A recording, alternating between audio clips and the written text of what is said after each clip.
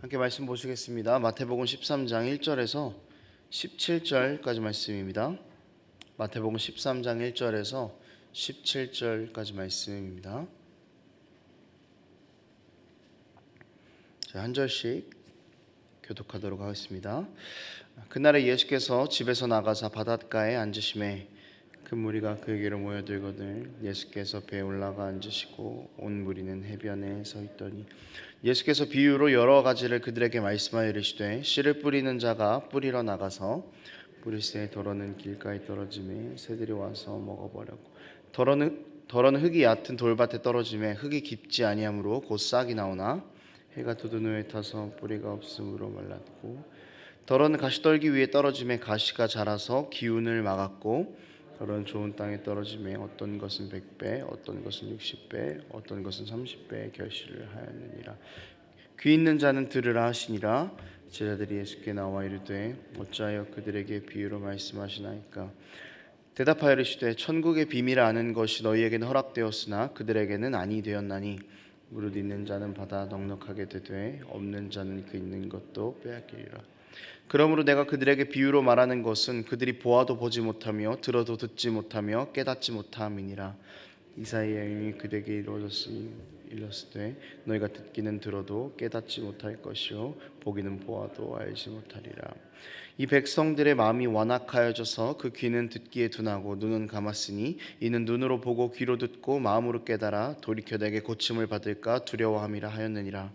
그러나 너희 눈은 봄으로 너희는 들음으로 복이 있도다. 함께 했습니다. 내가 진실로 너희에게 이르노니 많은 선지자와 의인이 너희가 보는 것들을 보고자 하여도 보지 못하였고 너희가 듣는 것들을 듣고자 하여도 듣지 못하였느니라. 아멘. 신앙생활을 하면서 가장 힘이 드는 이유 중 하나는요, 모든 것을 정확하게 알지 못하기 때문입니다.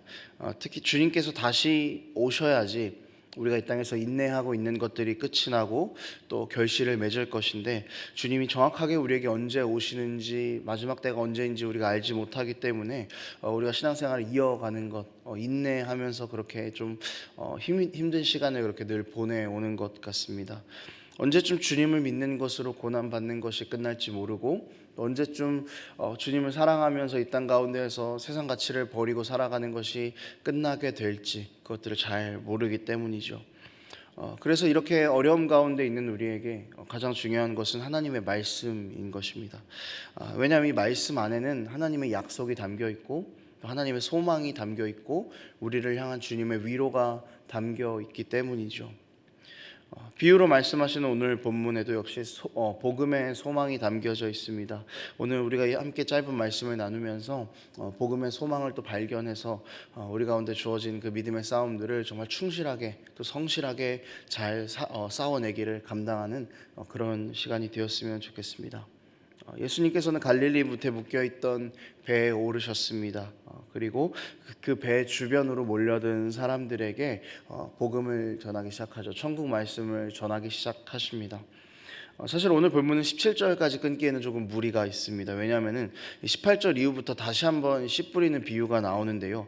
18절에서 23절까지 씨 뿌리는 비유가 오늘 이 앞에서 무리들에게 하셨던 씨 뿌리는 비유의 정확한 해석이기 때문입니다. 그러니까 서로 다른 이야기를 하고 있는 것이 아니라 대상만 달라질 뿐이지 같은 비유를 예수님께서 이야기를 하시는데요. 그래서 오늘 본문은 조금 제가 23절까지 제가 조금 더 이야기를 하도록 하겠습니다. 1절에서 8절까지 씨 뿌리는 비유를 이야기하셨는데요. 그리고 또 18절에서 23절까지 또 씨 뿌리는 비유가 두 번이 등장합니다. 그러니까 앞에서는 그냥 비유 자체를 이야기하셨고 뒤에서는 그 비유를 조금 더 이해하기 쉽게 풀어서 주님께서 이야기해 주셨습니다. 이 차이가 뭐냐면 대상의 구분이 분명하게 존재하는 것입니다. 앞에 부분에서는 이제 배 주변으로 몰려든 무리들에게 이야기하셨는데요. 이제 그 비유의 말씀이 끝난 이후에 제자들이 예수님께 가서 주님 근데 왜 비유로 말씀하십니까? 이렇게 이야기를 할 때 천국의 비밀이 그 무리들에게는 허락되지 않았지만 지금 너희들에게는 허락되었다라고 이렇게 말씀하시면서 다시 씨 뿌리는 비유를 이야기하고 계시는 겁니다. 그러니까 대상이 다른 거죠. 앞에서 씨 뿌리는 비유는 하나님의 백성들을 포함한 그 넓은 대상들, 그러니까 무리들에게 하신 말씀이고요. 뒤에 씨 뿌리는 비유는 같은 비유지만 넓은 대상들에게 하셨던 그 이야기를, 그 대상들을 축소시키셔서 제자들, 그러니까 즉 하나님 나라의 백성들에게 하신 말씀이라는 그 차이가 있습니다. 그래서 씨 뿌리는 비유는 정확하게는 하나님의 백성들에게 주어지는 그런 비유라고 볼 수 있고요. 하나님의 백성들에게 의미가 있는 그런 비유의 말씀이다라고 이야기를 할 수가 있습니다. 그래서 이 비유 안에는 하나님 나라의 성격은 어떤 것인지, 그리고 또 그 복음의 결과는 무엇인지 하는 것이 담겨 있습니다. 하나님 나라의 복음의 성격이 어떤가를 이야기하는 것은 이 마태복음 전체에서 계속 보면 예수님께서 복음을 전하실 때마다 어떤 일들이 일어났나, 그것을 지금 담고 있는 것이 바로 이 비유의 시작인 것 같습니다. 하나님 나라의 복음은 여러분, 예수님께서 선포하셨지만 인정을 받기도 하고요, 배척을 받기도 했었죠. 여러분, 복음을 인정하는 것과 배척하는 것은요, 생각의 차이입니다. 말씀은 계속 곱씹고 생각하고 또 생각해야 그 정확한 의미를 깨닫고 그 의미를 알아야 내 삶에 적용이 되는 것이고, 내 삶에서 열매를 맺게 되는 것이죠. 그 모습이 오늘 본문에 나와 있는 것입니다. 편견을 가지고 있는 사람들, 자기 주관을 가지고 하나님의 말씀을 판단하는 사람들은 그 말씀의 의미를 제대로 알 수가 없다는 것입니다. 많은 무리들이 예수님을 둘러싸고 예수님의 이야기를 듣기 시작했었죠. 아마도 이 무리들은 기적을 일으키는 예수라는 사람이 구약에서 말하는 구원자가 맞다라고 생각했을 것입니다. 그래서 이 가장 구원자의 모습에 가까운 그런 태도, 가장 구원자의 모습에 가까운 그 행실을 보이고 있는 예수라는 사람이 어떤 이야기를 하고 있는가를 들으러 몰려들은 것이죠. 그런데 중요한 것은 무리들은 이 예수님의 말씀에 귀를 기울이지 않았다는 것입니다. 왜냐하면 자신들이 듣고 싶어하는 그런 메시지가 아니었던 겁니다. 그러니까 자신들의 기준에서 이 말씀은 맞는 말은 아닌 것 같아, 이건 복음은 아닌 것 같아 라고 생각했던 것이죠. 왜냐하면 무리들은 예수님께서 그 배에 딱 오르셔서 지금부터 내가 전쟁을 할 거고, 지금부터 내가 로마를 무너뜨릴 거고, 너희를 압제하고 있는 모든 것들로부터 너희를 해방시켜 줄 것이니 이제 나를 따라와라, 이제 이런 류의 이야기를 듣고 싶었던 겁니다. 그들에게는 이게 복음이었기 때문이죠. 하지만 예수님께서는 그런 이야기를 일절하지 않으셨습니다.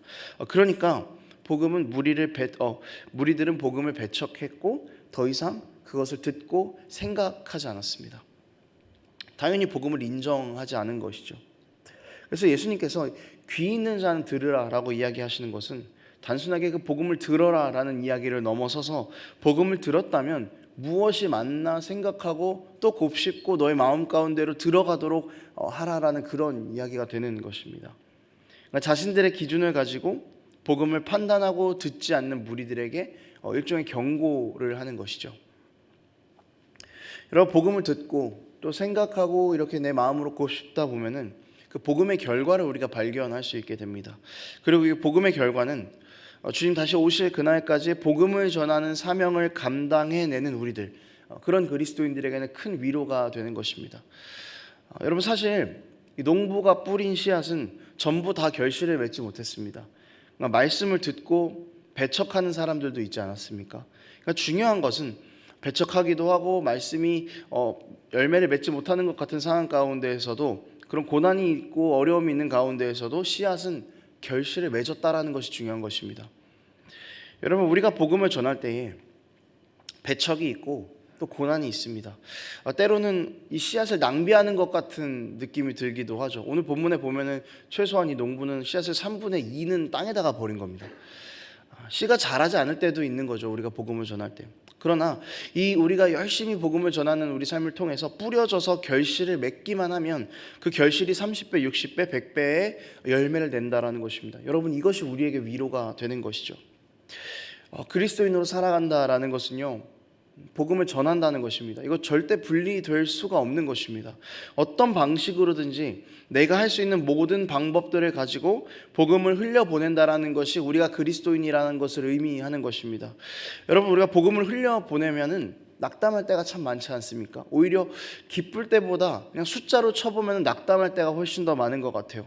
오랜 시간 공을 들여서 친분을 쌓은 후에 복음을 전했는데 단번에 거절당할 때 얼마나 허탈합니까? 하지만 그런 좌절과 허탈함이 있어도 그 누군가 한 명이 복음을 듣고 구원받은 백성으로 살아가고 또 하나님 앞에서 제자로서 성장해 나가는 그 모습을 보면은 그 우리에게 그 모습이 30배, 60배, 100배의 결실을 맺은 가장 큰 보람이 되는 것이죠. 그렇기 때문에 우리는 계속 복음을 흘려 보내야 되는 것입니다. 농부가 계속해서 씨를 뿌리는 것처럼 우리도 복음을 흘려 보내야 되는 것이죠. 언젠가는 복음의 결실이 눈앞에 펼쳐질 그날이 옵니다. 반드시 그 결실이 있을 것입니다.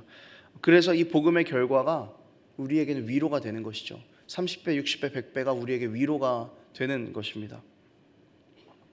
여러분 조금 더 생각해 보겠습니다. 씨 뿌리는 비유는 버려진 것도 있지만 결국에는 그 열매가 끝까지 맺어진 것을 좀 강조하고 있습니다.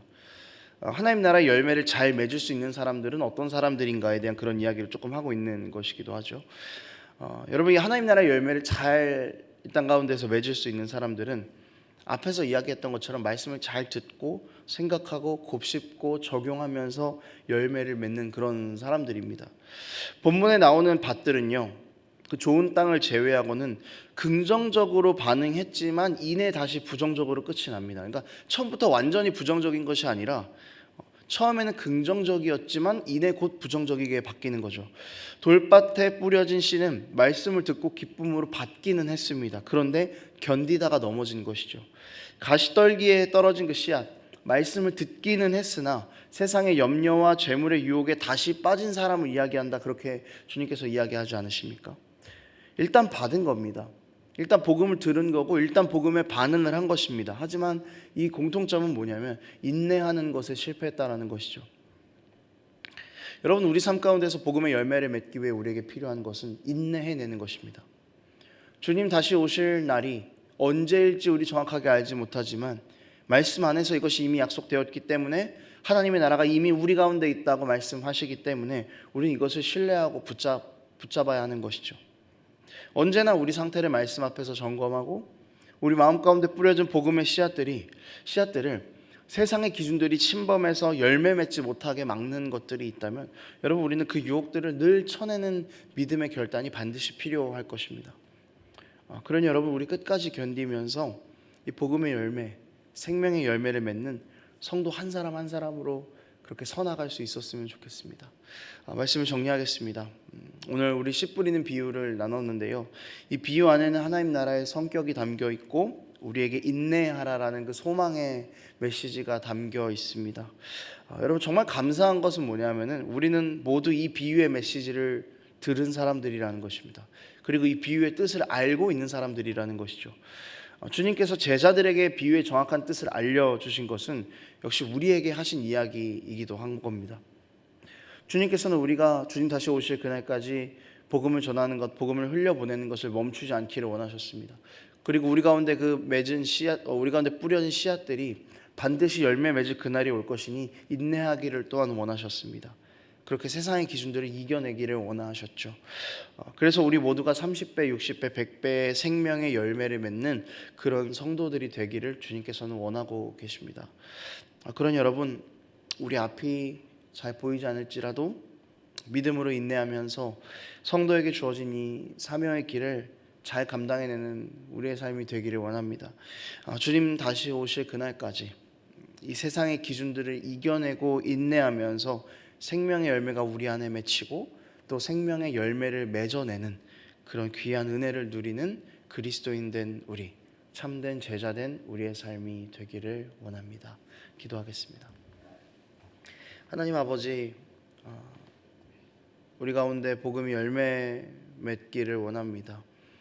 때로는 우리가 인내하지 못함으로 이 복음의 열매를 잘 생각하지 못할 때가 있습니다. 그러나 주님, 우리 안에 복음의 열매를 맺을 때에 이것들을 방해하는 모든 세상의 기준들을 내어버리는 우리의 삶이 될 수 있도록 주님 도와주시옵소서. 또한 우리가 주님께서 우리에게 말씀하셨던 것처럼 복음을 전하는 그리스도인으로서 세상 가운데에서 서 나가기를 원합니다. 낙담이 있고 때로는 박탈감도 있고 고난도 있지만 결국에는 그 한 영혼이 30배, 60배, 100배의 결실을 맺을 것을 기대하면서 우리가 늘 복음을 전하는 우리의 모든 삶을 통하여서 복음을 흘려보내는 것을 멈추지 않는 그런 우리의 삶이 될 수 있도록 아버지 함께하여 주시옵소서. 감사드리며 예수님의 이름으로 기도합니다.